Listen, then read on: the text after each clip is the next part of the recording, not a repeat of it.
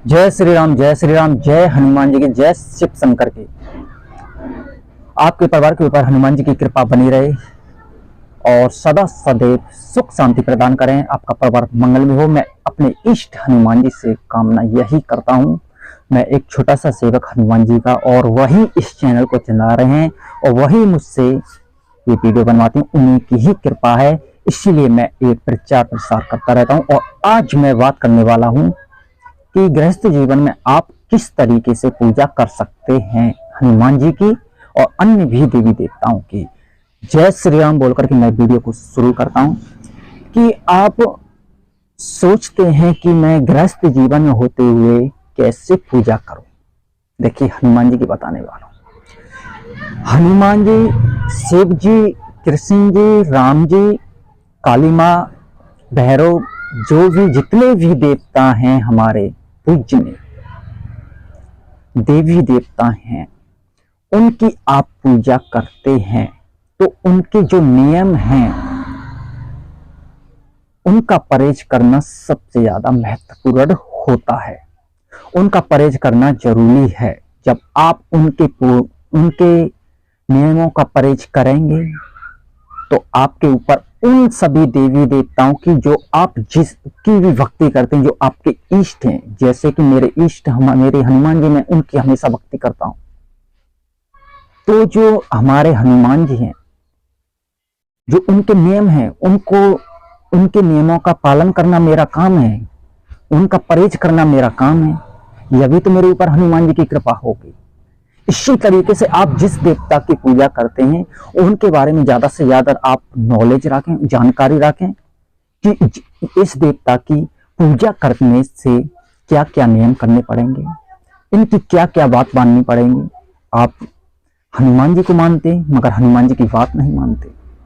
हनुमान जी को मानो तो हनुमान जी की बात मानना आपके लिए जरूरी है। राम को मानो तो राम की बात मानना जरूरी है। कृष्ण को मानते कृष्ण की बात मानना जरूरी है।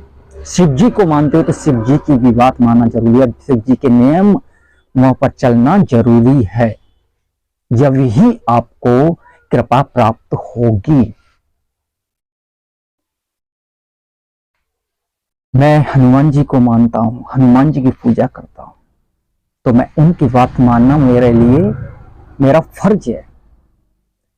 उनकी बात मानना मेरा फर्ज है और कि उनका नियमों का परहेज करना मेरा काम है। क्योंकि मैं एक शादीशुदा हूं, मैं भी गृहस्थ जीवन में हूं, फिर भी मैं हनुमान जी की पूजा करता हूं। कुछ नियमों को फॉलो करता हूं, नियमों को फॉलो करता हूं, क्योंकि गृहस्थ जीवन में होते हुए आपकी पूजा बहुत जल्दी स्वीकार होती है।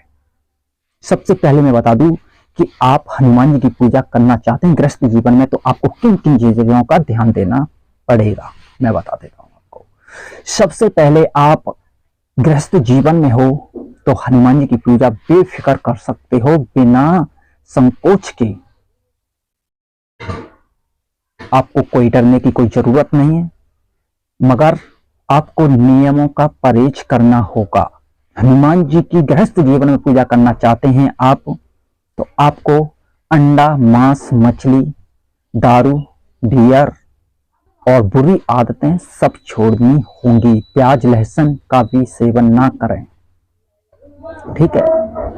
और आप अपनी पत्नी से संबंध मंगल और शनिवार के दिन ना बनाएं, ठीक है जी।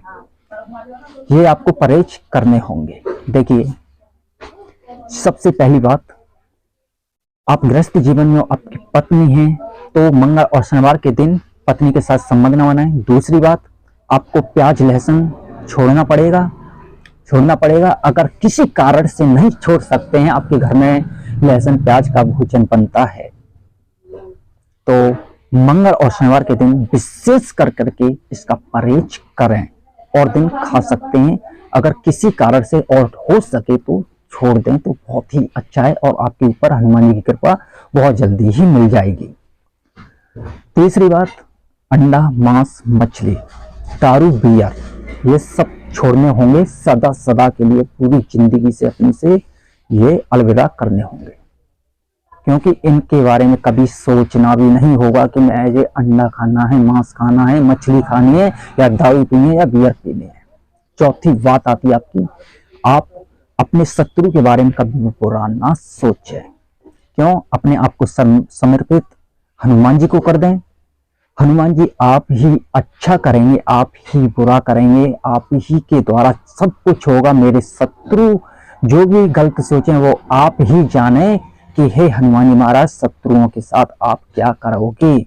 मैं तो आपसे यही विनती करता हूं कि शत्रुओं की जो मुझे जितनी खुशी मिले उससे बढ़कर की खुशी मेरे शत्रुओं को मिले। मैं आपसे यही कामना करता हूं। सिर्फ आप हनुमान जी को अपने आप को अर्पित कर दो, उनके चरणों में अपने धन संपत्ति, अपने घर बार, कारोबार, सब कुछ उनके लिए ही छोड़ दो, उनके चरणों में रख दो। कह दें कि इससे चलाने वाले आप हो, मैं तो एक माध्यम हूं, सिर्फ मैं एक संचालक हूं,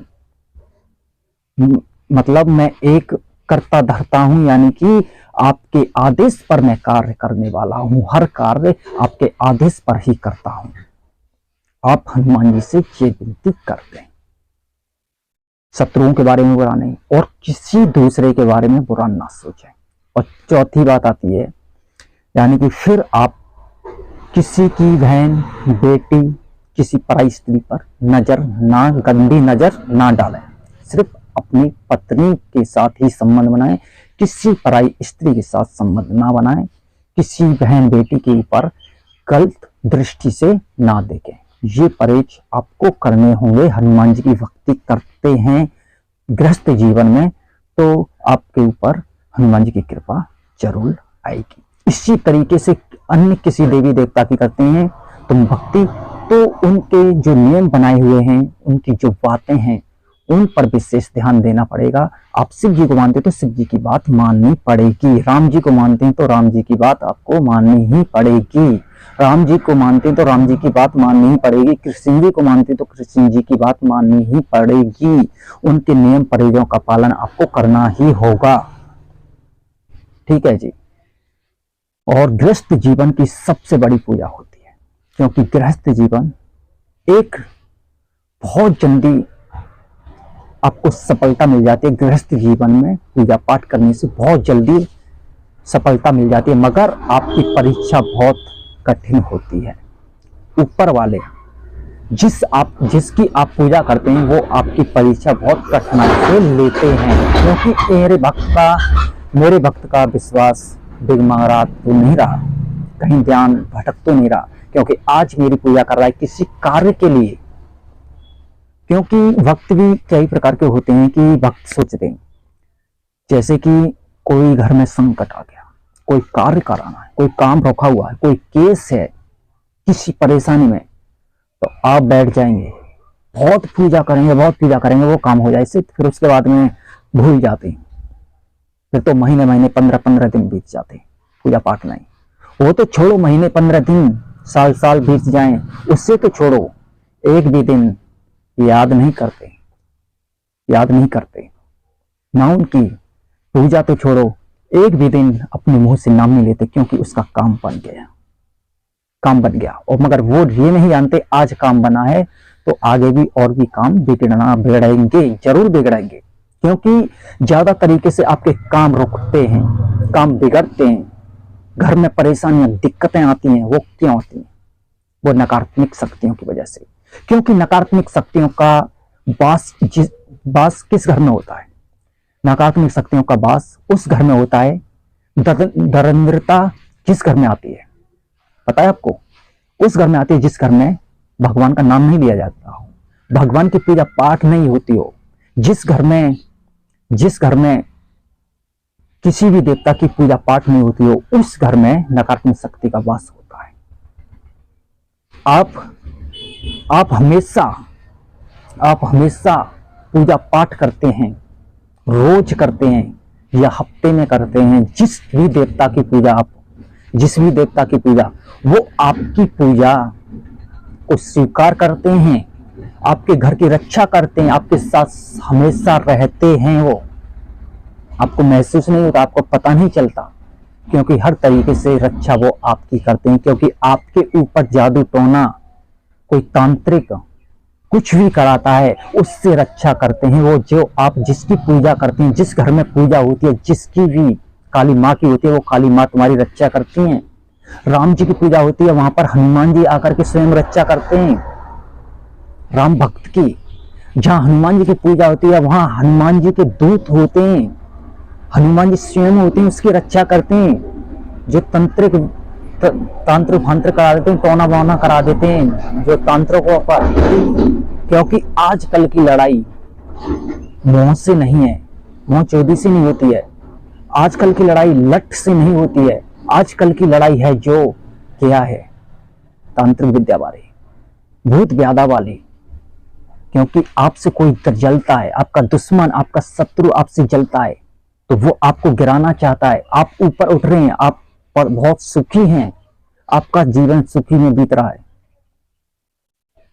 कारोबार अच्छा है, खूब अच्छी तरीके से खा पी रहे हैं और आप हनुमान जी की भक्ति करते हैं, आप शिव जी की भक्ति करते हैं और आपको वो आपकी इष्ट जिसकी भक्ति करते हैं वो आपको भर भर के झोली दे रहा है, आपके घर में इतनी खुशियां दे रहा है, बहुत ज्यादा खुशियां। जब आपसे आपका शत्रु चिढ़ा हुआ है, आपके दुश्मन परेशान है कि ये बंदा क्यों खुश है, तो उसको सुखी देख करके वो नहीं सुखी रहता है।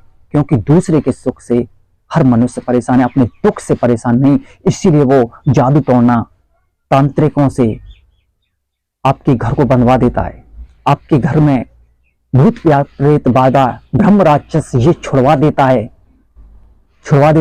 उससे रक्षा कौन करते हैं? आपके इष्ट। आप शिव जी की पूजा करते हैं, वो शिव जी के घर की रक्षा करते हैं। क्योंकि आप ये सोचें कि हम पूजा करते हैं तो हमारी रक्षा नहीं करते, बिल्कुल करते हैं। आप सच्चे दिल से भाव से जब भी पूजा करते हैं तो आपकी रक्षा करना उनका काम है, आपकी रक्षा वो करते हैं हमेशा। हर बुरी बीमारियों से, संकटों से, हर चीज से आपको छुड़ाते हैं। ये हमेशा वो आपकी मदद करते हैं। आपके पितरों को, आपके कुल देवता कुल देवियों को एक पवित्र बनाती हैं वो शक्तियां। जो हनुमान जी की पूजा करते हैं आपके देवताओं को इतना बलवान बना देते हैं हनुमान जी कि कोई भी अंदर झांक नहीं सकता। कोई भी तंत्र विद्या करता है, हनुमान जी एक ही गदा में भगा देंगे। गदा की तो छोड़ो, आपके पितरों को इतना बलवान बना देंगे कि कोई कुछ नहीं बिगाड़ सकता आपके घर का।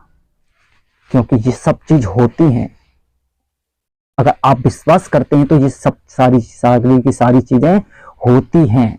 और गृहस्थ जीवन में ये सबसे बड़ी पूजा मानी जाती है। क्योंकि गृहस्थ जीवन में क्यों मानी जाती है सबसे बड़ी पूजा, मैं बता देता हूं आपको। क्योंकि गृहस्थ जीवन जीते हुए आप भगवान को याद कर रहे हैं। क्योंकि शक्ति एक है, भगवान एक है, रूप अलग है, रूप अलग अलग हैं, मगर भगवान एक ही है। जिस रूप में आपने पूज लिया उसी रूप में आपको दर्शन देंगे, उसी रूप में आपकी रक्षा करेंगे। क्योंकि गृहस्थ जीवन में होते हुए आप पूजा कर रहे हैं तो सबसे बड़ी आपकी पूजा है, आपको सफलता प्राप्त होती है। क्योंकि गृहस्थ जीवन में पूजा करने पर आपसे बहुत ज्यादा प्रसन्न होते हैं देवता। क्यों प्रसन्न होते हैं? देखिए, आप अपना कारोबार संभाल रहे हैं, नौकरी पर जाते हैं तो नौकरी कर रहे हैं, आप अपने बच्चों का ध्यान देना, अपनी घरवाली का ध्यान देना, अपने माता पिता का ध्यान देना, अपने भाई बहनों का ध्यान देना, अपने रिश्तेदारों को देखना, आपको हर चीज देखनी। जो आपके घर के द्वार पर भिखारी आ गया उसे भिक्षा डालना।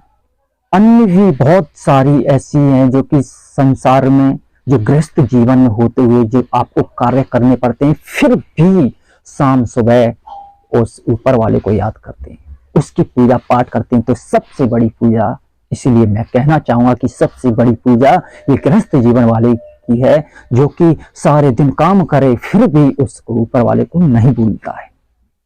तो इसलिए सबसे बड़ी पूजा गृहस्थ जीवन में, और गृहस्थ जीवन में प्रभु को पा सकते हैं, बेफिक्र पूजा कर सकते हैं आप हर देवता की, मगर उनके नियमों का ध्यान जरूर देना पड़ेगा, उनका परहेज जरूर करना पड़ेगा। जो जैसे देवता हैं उनकी बातें जरूर माननी पड़ेगी। जैसे हनुमान जी की पूजा करते हैं तो हनुमान जी की बात आपको माननी ही होगी, हनुमान जी के नियमों पर चलना होगा आपको। अगर आप शिव जी की पूजा करते हैं तो शिव जी की पूजा करते हैं तो शिव जी की बात मानोगे आप।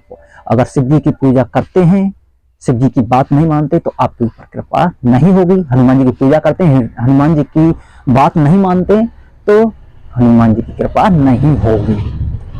ठीक है जी, आज के लिए यही। जय श्री राम।